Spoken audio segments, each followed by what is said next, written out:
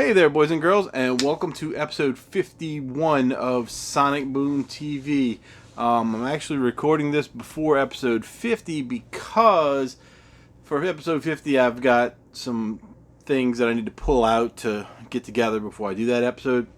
And so this one, it can wait, but it can't really wait because I want to open what I have. I decided I'll just record this and nobody will know the difference unless I tell you. And I've told you. So there you go. So this will actually be the past and the future at the same time when this comes out. Something like that. Time travel doesn't work. Anyway, what happened a few weeks ago, I got this Faster Pussycat Whipped album, and you guys looked at the video, had a few good hits on that. People seem to enjoy that one. A lot of people want this album, but when I got it, I waited a couple days to play it for some reason, and when I did play it, I found that it had a scratch on it, and it is a very small scratch. I don't even know if I'm going to be able to show it. Wait a minute. It's on side one. It's on side one between the songs Jack the Bastard and Big Dictionary. And here it is. I don't know if you guys will be able to see it, but it's right there. Let's see if it's tiny. But it covers most of Jack the Bastard and the beginning of Big Dictionary. But anyway, it doesn't skip, but it pops, and it's a loud pop. And I don't know if I'll be able to fix it or not. But I wrote to Real Gone Music and told them about it, and told them I wasn't very happy that the limited edition album, the quality control wasn't there to make sure that didn't happen. I don't know, that they can check every record, really, honestly. But they said they would send me another one. So I thought, okay, well, and I did say if they sent me shipping I'd send them.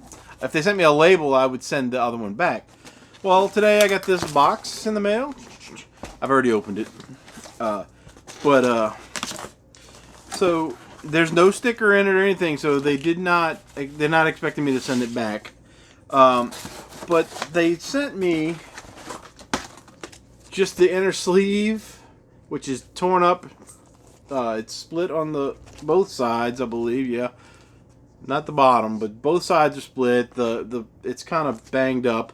They didn't send me the cover. I don't know why they would have done it this way, because are they saving any money? Only thing I can think of is that if somebody complains about a damaged cover, they send them the cover and just keep it going that way. But the record itself seems to be real clean. Doesn't have any. I don't see any scratches on it or anything that looks like a scratch. So I think this one will be better. And now I have two copies of it, so I'm going to keep this. I'm going to put this record with the original cover, and then put the other one in this, and just keep it as a backup, because this is going to be one of those albums. It's only 2,000 copies, so if something happens to this one, I at least have one that's got a pop in it. So I'll keep both of those. The other thing, I had talked about my not knowing where this channel was going because of my financial situation and all that stuff. Well, guess what? It's all changing. I'm getting hired for a job that I start in 2 weeks. It's be the best job I've ever had as far as pay goes. So we'll be doing all right. And so with that thought in my head, I was like, well, I've been saving up a few bucks for the next record store day. Not a lot. I had like $55 before the day started, and I had $65 at the end of the day today. after doing DoorDash in cash. So I said, I'm going to go to Walmart and pick up the Metallica, the new Metallica pressings, whatever you want to call it, the Walmart versions of Load and Reload, because they had them all the other day when I went. And sure enough, Load is the one I don't have in any form right now. I don't know. I had a CD at one point, I think, but I don't have it anymore. Don't have a record. Don't have anything. I have MP3s, but I don't even know where I got those from. So I go there and I look through all the records. The only one that's gone is Load. So I still do not own Load, but I do own Reload now on Flaming Fuel vinyl. And the one that I was going to buy last in this out of these, Saint Anger, on some kind of orange vinyl. And both of these are 2 record sets. I haven't opened them yet, but we're going to open them in a second with this guitar pick. This is a guitar pick from the band The Midnight Devils, and I don't know what it says on this side. I don't know if you guys can see that real good. I think it's the guy's name, maybe. Oh, there it goes. Sorry. But who knows? Got this at a concert I saw them at. I think they opened for LA Guns, maybe. One of those. It's kind of whatever. So these two albums, not my favorites. This one's got a few good songs on it. I do like the Memory Remains. Fuel is okay.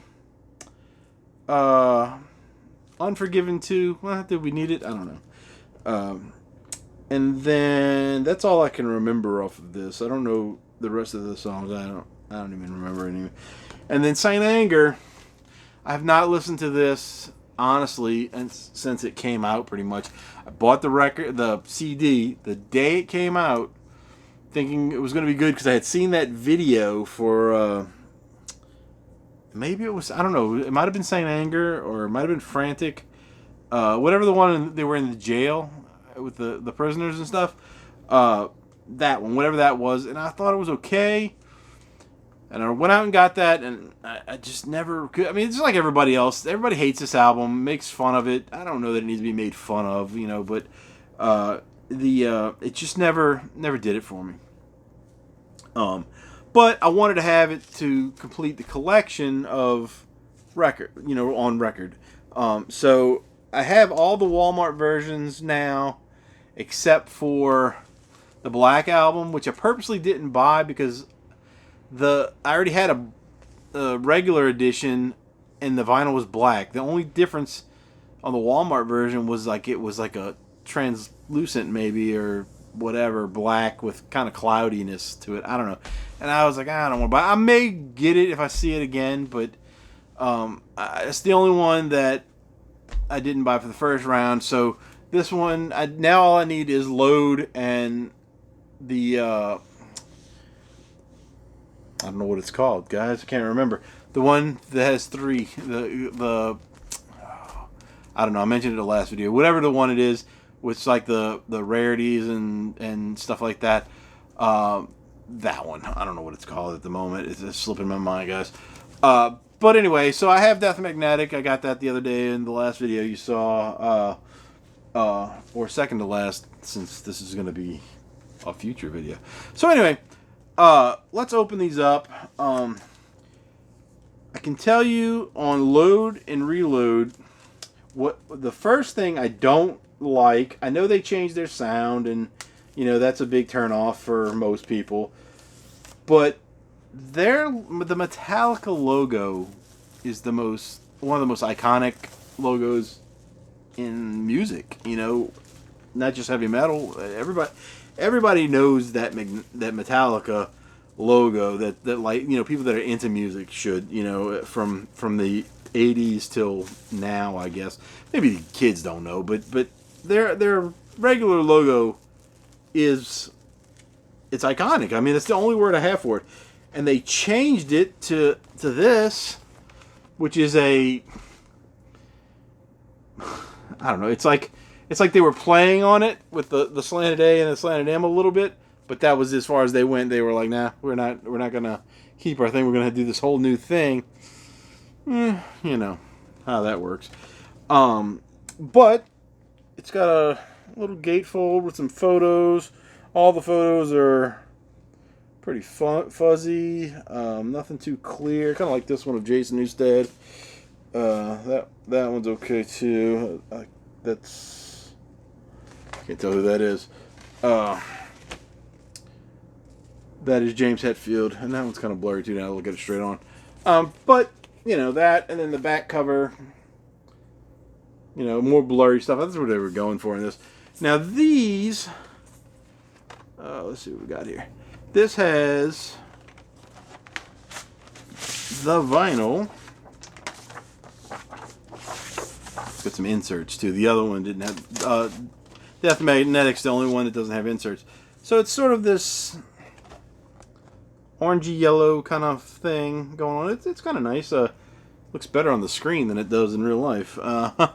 It's not as it looks darker on the screen than it does right in front of me. So that's the first LP, and make sure it's got you know, the Metallica label, and then their little symbol that they were using for themselves at the time.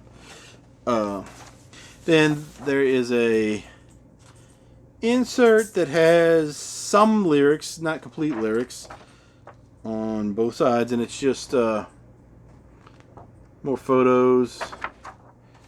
I don't know why you would put partial lyrics. And then the second record's the same as far as the labels go, but there's another insert with different pictures and different lyrics.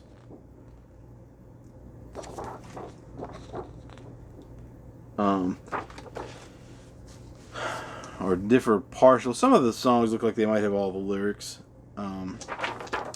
But anyway, you know, this one's definitely not one of my favorites. Like I said, it's part of the collection that I want to have, but how often it's going to get played, I don't know. Probably not that much. I do plan on, when I get all of them, to do a mega Metallica marathon of all their albums on vinyl. I'm going to sit there and listen to them all day, or over a couple days maybe. I don't know how long it'll take to get through them. I would assume each one is at least an hour, because more than that probably, because you know Metallica's got some long-winded songs. So that's that one. Then, oops, Saint Anger is coming up. That's up at this back. And there's no logo on Saint Anger on the front, anyway. Not on the back either. This artwork, I like it. I think it's pretty cool. You know, but where's the logo? You know, it should say Metallica on the front of it. It's on the spine, and it's not even the same.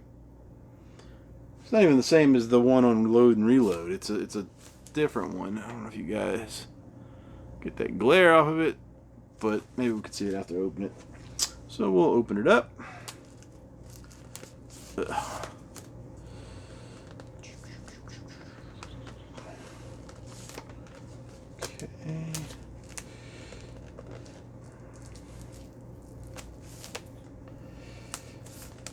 All right. I could have done this faster, right? So, Saint Anger. Right? Got some little residue, and we've got this kind of cool artwork of this angel type person in bondage. Then the band photo. That's, you know, that's a cool photo. You know, I think the Saint Anger booklet in the CD has a lot of stuff. Oop. These don't have download cards either. Then we've got a full lyric sheet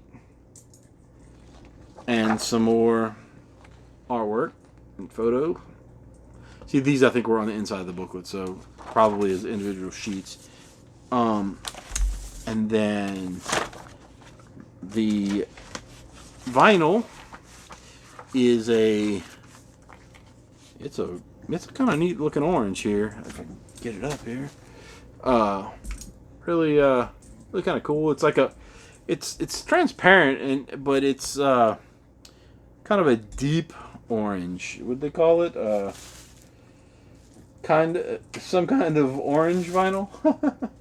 I guess that's playing on some kind of monster.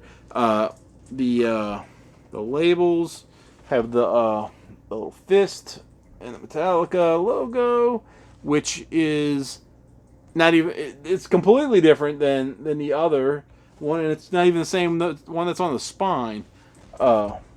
It's the, I guess, Saint Anger logo. So I don't like that. I don't like when bands change their logos, especially if they've got a classic logo, that they can use for anything and everything. It doesn't matter if they're. I think because they weren't the thrash metal band anymore, they didn't want to keep that logo, I guess. But who knows when you've got people in your ear all the time. I guess when you're famous, that's what happens.